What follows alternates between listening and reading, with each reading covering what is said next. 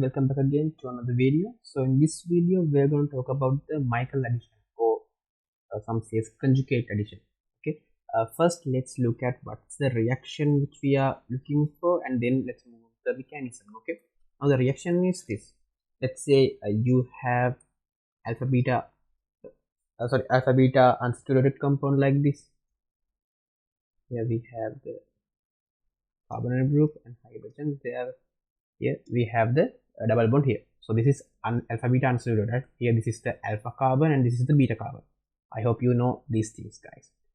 And then what we are doing is, let's say we have a nucleophile. Let's take a nucleophile, this guy.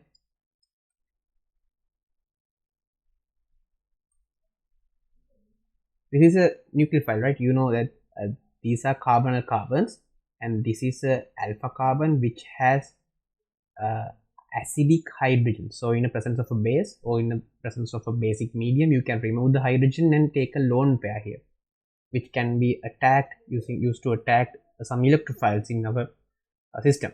Okay, so when we meet these two guys, okay, we can have a product like this. Simply here we have the carbonyl group, here we have the alpha beta group, and let's take pH, and here we have the CO2H. So the reaction conditions are sodium oxide in OH medium, and then this is the first case, and then secondly we are adding acidic, and then we are going to heat it up. Okay, so you can see the reaction here. This is what we are looking for in this video. Now let's look into the mechanism. Let's see how this particular reaction happens. Okay, this is a simple reaction. Like don't get confused, don't be afraid. These are very simple mechanism, very simple addition and substitution reactions. Let's say okay, here we have the molecule. We have the alpha beta unsaturated compound, and then here we have the nucleophile. Okay, here we have the nucleophile. In first step, what happens is this nucleophile here, okay, this nucleophile here will go and attack to this carbon. Due to this attack, this double bond is going to be shifted to these two carbons.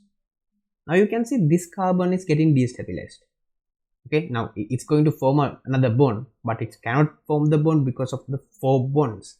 So only possible way is to break this oxygen carbon bond. Now we have a product. What is there?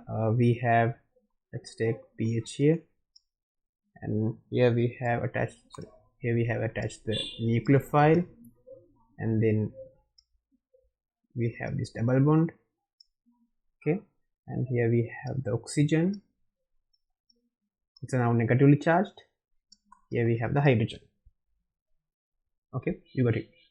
Now what happens is this lone pair here, okay, it will come back to form a pi bond again. Now you can see this carbon has to lose one of the bonds in order to get stabilized.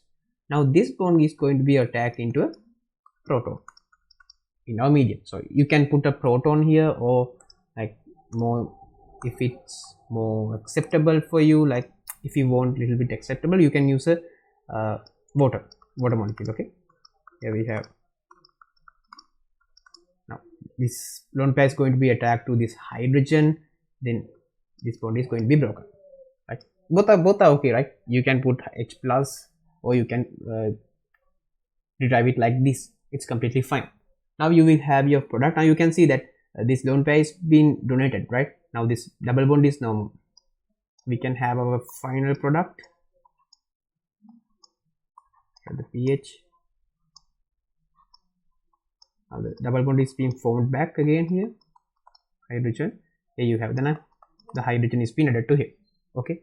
Now this is our reaction, just like here. Now there's an additional step here. You can see, like, this is our, okay, this is our nucleophile. Okay, let me take a color. Okay, this is our nucleophile.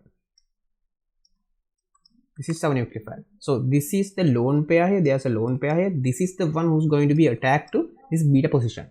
Due to that, this part will be moved here. Now you will see that there's a 2 CO2 ET group, right? You can see it. There's a 2 CO2 ET groups. Now what happens to one of them? Like when you see the product here, you will see only one of them, right? What happens to the other? That's why we are heating up. Like it will release as carbon dioxide.